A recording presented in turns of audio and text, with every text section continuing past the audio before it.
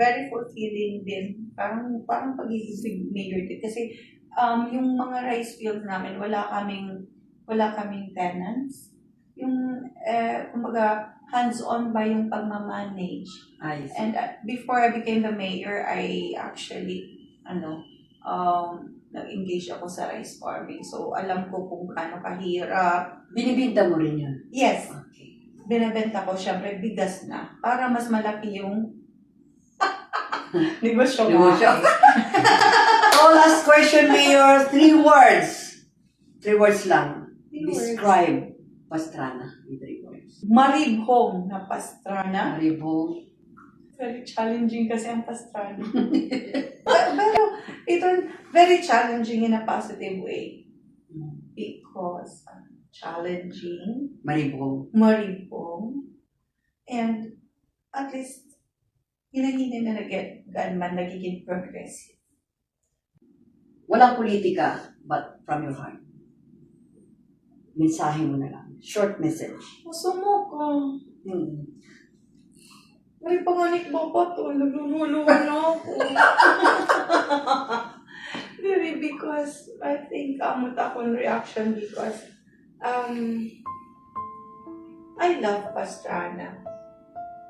And dumako ako sa Pastrana. Ngayon, you opted to stay in Pastrana rather in Manila. Yes, oo. Pero, kumbaga, wala ko regrets. I have no regrets. Okay, masama ka. Though my life was, ininga ako as a public servant. My being a public servant was very challenging, pero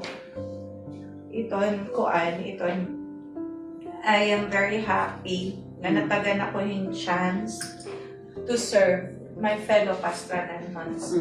Because dili nga tanan nga tao natatagan hinsugan hini nga chance. And syempre we are not perfect, di ba? Nobody's perfect. Pero I want my fellow Pastranans to know that I did my best.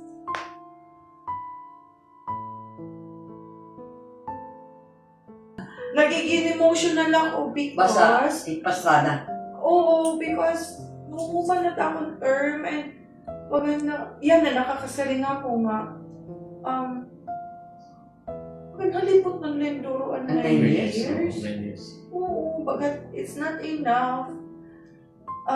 I want to do more for Pastrana. Sige lang kayo. Sincerely, I want to do more. Pero, I don't know, kung nalat akong magiging Future ahead. yeah, kung nalat akong destiny. Naliwat. Sige lang kayo. God's plans. And iya mga plano is always for the best para sa ako. And I trust it. Whatever it is. You listen, we talk.